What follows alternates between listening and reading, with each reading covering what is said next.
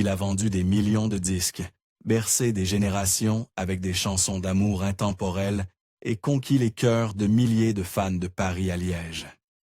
Frédéric François, un nom autrefois synonyme de passion, de romance et de dévouement, vit aujourd'hui dans l'ombre d'un projecteur qui s'éteint. Sa voix reste chaleureuse, mais le temps a apporté avec lui un silence que peu avaient anticipé. Comment un homme tant adoré s'est-il retrouvé aussi éloigné du monde, étincelant qu'il avait contribué à bâtir? Pourquoi, après des décennies de fidélité de la part de ses fans et d'un amour inébranlable à la maison, un sentiment de mélancolie semble-t-il désormais teinter les derniers chapitres de sa vie? Dans cette vidéo, nous allons révéler les vérités intimes et méconnues de la vie de Frédéric François. Ses chagrins personnels, ses luttes silencieuses, ses amitiés perdues et le poids émotionnel d'être une légende dans une époque qui a tourné la page. L'histoire est puissante, personnelle et loin d'être terminée. De la Sicile à la gloire, l'ascension qui lui a tout coûté. Frédéric François, né Francesco Baracato, le 3 juin 1950 dans le village poussiéreux de l'Ercara, Fridi, en Sicile, n'était pas destiné à une vie simple. Ce village, connu pour ses collines brûlées par le soleil et ses mines de soufre, n'offrait guère plus que la survie. Son père, Peppino Baracato, faisait partie des nombreux hommes qui descendaient à chaque jour dans l'obscurité étouffante des mines, tandis que sa mère, Nina Salemi, gagnait sa vie en tant que couturière. La vie était modeste, mais elle était pleine de musique. Peppino rentrait à la maison, les mains encore sales, et prenait fièrement sa guitare pour chanter de vieux airs napolitains à sa famille. Ce fut la première révélation de Francesco quant au pouvoir de la mélodie, non pas comme divertissement, mais comme langage de l'espoir. En 1951, Peppino prit un pari audacieux et accepta un contrat de 3 ans en tant que mineur dans la région de Liège, en Belgique. Il faisait partie de ces milliers d'Italiens qui quittèrent la misère du Sud pour une promesse de stabilité à l'étranger. 1 an plus tard, Nina et leurs 2 fils, dont le jeune Francesco, le rejoignirent par convoi de la Croix-Rouge, s'installant dans la ville industrielle de Tiller. Ce n'était pas la Sicile, c'était froid, gris. Mais la musique les suivit jusque-là.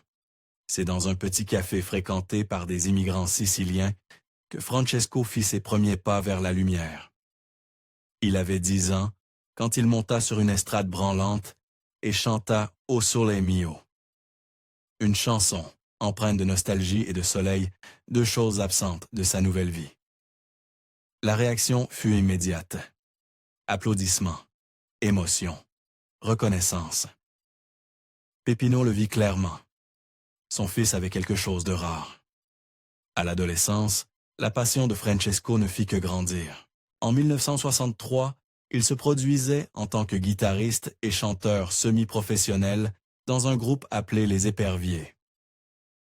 En 1965, défiant le chemin tracé pour les enfants d'immigrés, il quitta le collège technique pour intégrer le conservatoire de Liège. Il y étudia le violon, la diction et la technique vocale. C'était en Paris. Tandis que d'autres jeunes apprenaient un métier pour soutenir leur famille, Francesco apprenait à articuler chaque syllabe avec précision, à tenir une note, à se faire entendre. Il passa d'un groupe à l'autre, rejoignant finalement les Tigres Sauvages en 1966. Cette même année, il remporta le micro-sillon d'argent au Festival de Châtelet, ce qui lui valut sa première session studio. Le 45 tours qui en résulta, enregistré sous le pseudonyme de François Barra, ne fut pas un succès commercial, mais Peppino acheta les 500 exemplaires et les distribua dans les jukebox et les cafés. Ce geste, à moitié croyance, à moitié stratégie, fut le premier élan d'un long parcours semé d'embûches. Tout changea en 1969. Francesco rencontra le producteur Constant de Fourny, qui vit en lui non seulement une belle voix, mais aussi une sincérité rare. Il signa avec Barclay Belgique, et, plus importante encore, adopta une nouvelle identité. Frédéric François. Ce n'était pas juste un nom de scène, c'était une renaissance. Le nom rendait hommage au romantisme de Frédéric Chopin, mais adoucissait aussi ses racines italiennes, dans une époque où les origines immigrées portaient encore un certain stigmate dans le monde du spectacle francophone. Cette même année, le destin fera pas une autre fois.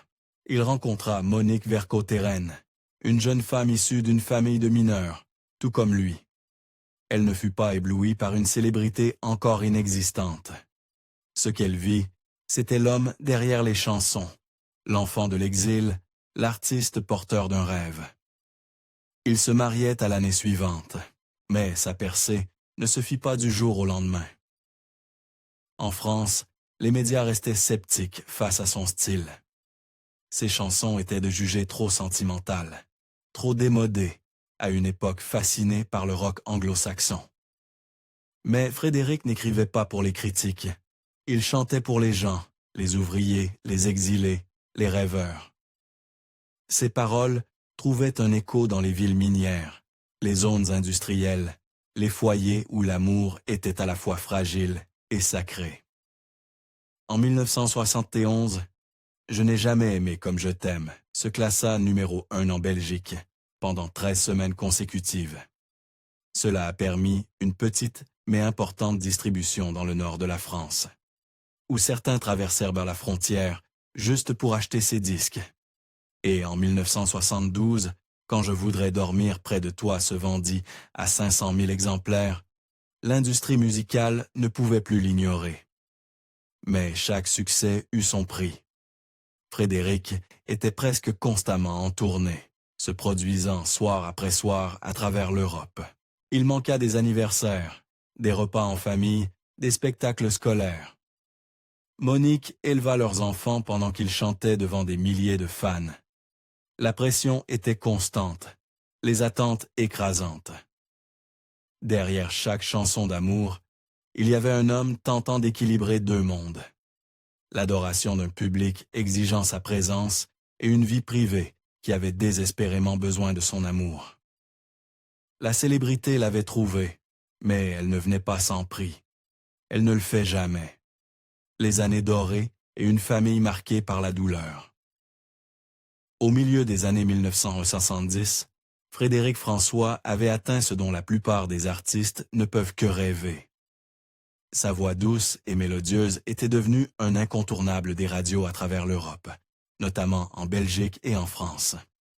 Des chansons comme « Je voudrais dormir près de toi »,« Viens te perdre dans mes bras » et « Chicago » ne se contentaient pas de dominer les classements. Elles touchaient les cœurs.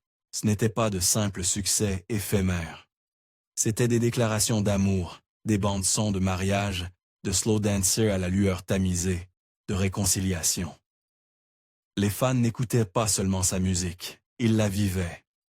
Ils devinent un habitué de l'Olympia à Paris, salle mythique où son nom brillait en lettres rouges au-dessus des portes.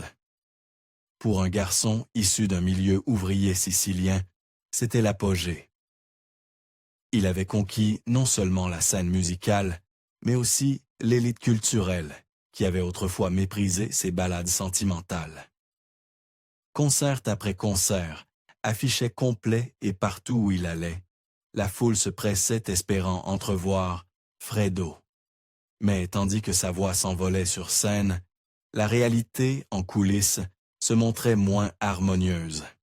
Frédéric et son épouse Monique, qu'il avait épousée en 1970, bâtissaient ensemble une vie pleine d'amour, mais mise à rude épreuve par le rythme implacable de la célébrité.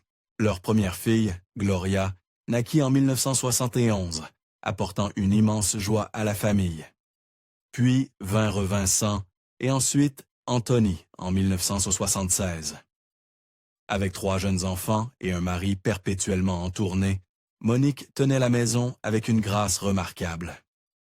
Et alors que leur famille semblait complète, le drame frappa. Au début des années 1980, Monique tomba enceinte de jumeaux. La nouvelle fut accueillie avec bonheur et une prudente excitation.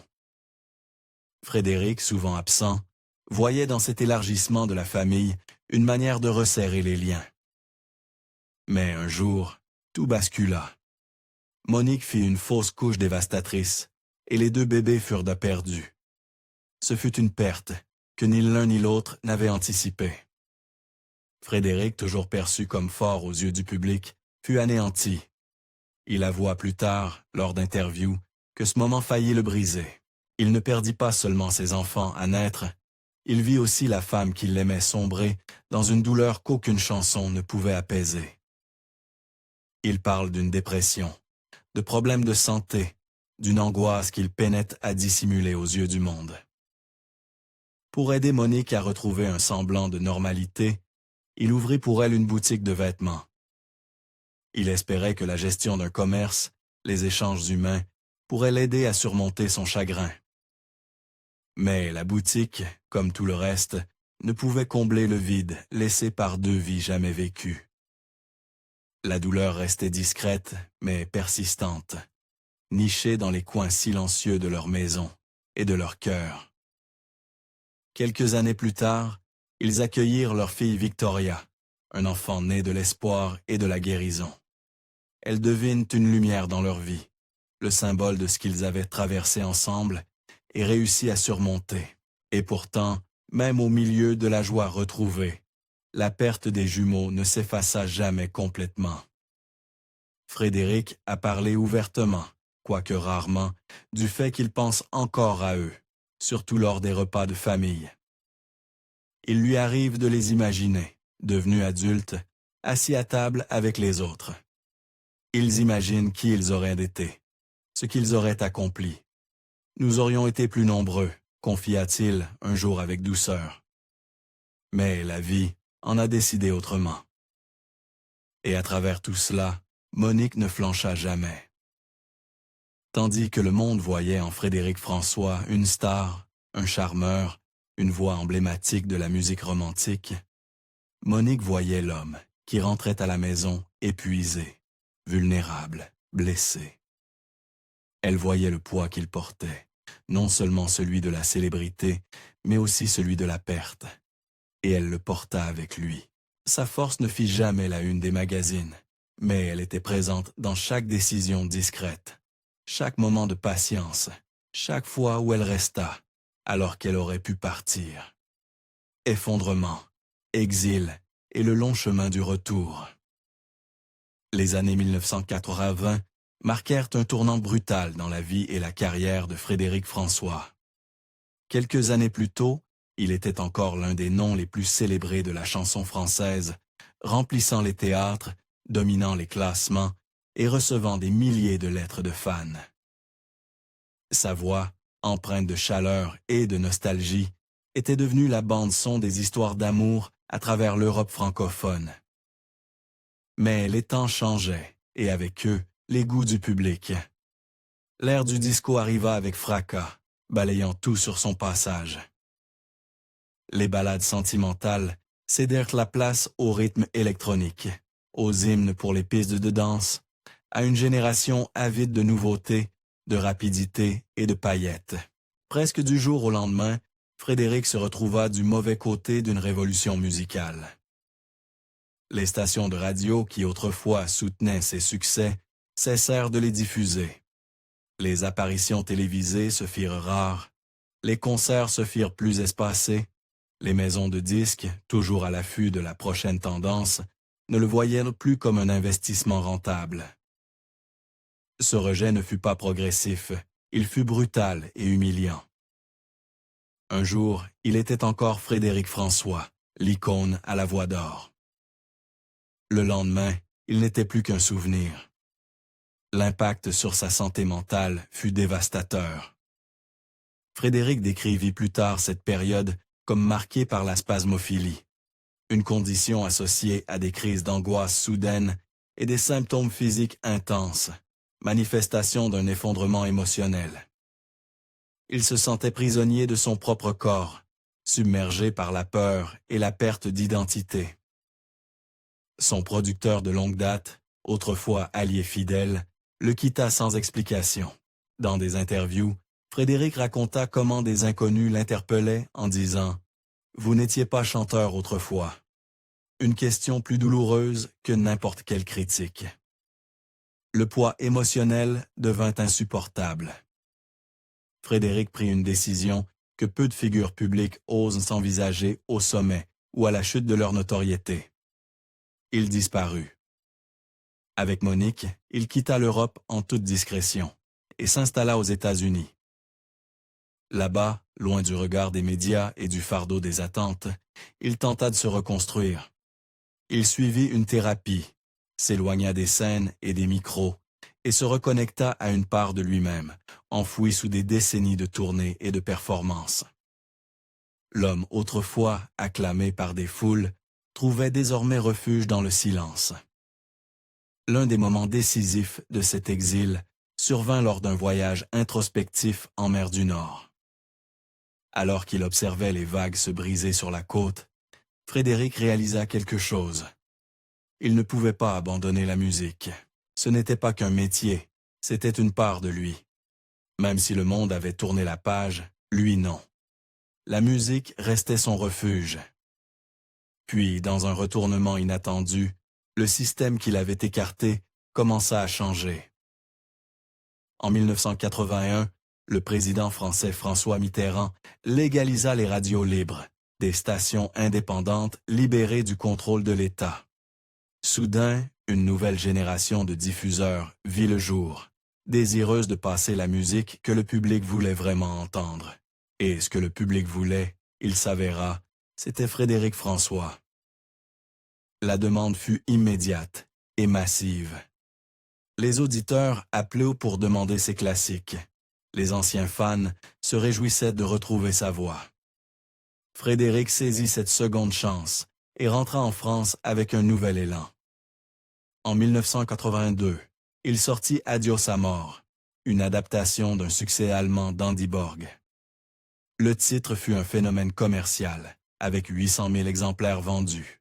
Ce ne fut pas seulement une résurrection, ce fut une transformation. Il se retrouva soudain de nouveau sur scène, à la télévision, dans le cœur de ses fidèles admirateurs.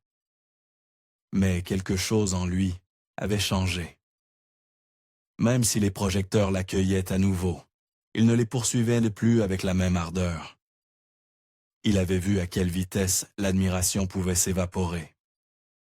Comment ceux qui vous encensaient pouvaient ensuite faire comme si vous n'aviez jamais existé.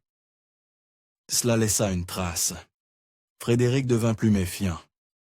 Il privilégia le contrôle artistique, créa sa propre société de production et s'entoura de personnes de confiance. Les cicatrices de la trahison et de l'abandon le rendirent d'un plus prudent, mais aussi plus fort. Il avait compris, avec une clarté douloureuse, que la célébrité n'est pas un don, c'est un prêt, et qu'un jour, sans prévenir, le créancier peut venir réclamer son dû. Scandale, rupture et le prix amer de l'indépendance. Dans les années 2000 et 2010, Frédéric François s'était taillé une nouvelle forme de succès. Il n'était plus redevable à aucune maison de disques, ni à aucun manager. Il avait créé sa propre société de production, conservé les droits sur son catalogue et géré sa carrière comme une entreprise familiale. Mais l'indépendance a un prix, et Frédéric allait le payer sous forme de relations brisées et de critiques de public. Ces dernières années, il s'est retrouvé au centre d'une controverse silencieuse. Des collaborateurs de longue date, certains présents depuis des décennies, ont été remerciés sans explication. Son manager depuis plus de 50 ans, Moïse Benita, a été évincé sans cérémonie. Son photographe de confiance, Patrick Carpentier, a découvert que ces clichés étaient utilisés publiquement sur des albums et des plaques commémoratives, sans compensation ni même autorisation. Lorsqu'il a demandé des explications, il affirme avoir été écarté. D'autres ont également pris la parole. Une ancienne assistante en communication a engagé une procédure judiciaire réclamant la reconnaissance de plusieurs années de travail non déclarées. Même l'avocate à l'origine de la plainte a attiré l'attention. Tiffaine Ozière, fille de la première dame de France. L'ensemble dressait un portrait inconfortable, celui d'un homme farouchement protecteur de son empire, peut-être au détriment de ceux qui avaient contribué à l'ériger. Dans le même temps, sa famille affrontait ses propres tempêtes. Son fils Vincent a traversé une séparation douloureuse après 20 ans de vie commune. Les répercussions ont laissé des blessures émotionnelles et, selon certains rapports, auraient impliqué des conflits autour de pensions et de harcèlement en ligne. Et pourtant, malgré tout cela, Frédéric était resté sur scène. Résilient, élégant, concentré. Il a sorti de nouveaux albums. Il a célébré des jalons, 30 ans à l'Olympia, 40 ans de carrière. Mais sous les projecteurs, la fatigue transparaissait. Il plaisantait un jour en racontant que sa femme lui avait demandé si les chanteurs prenaient un jour leur retraite. Il avait souri.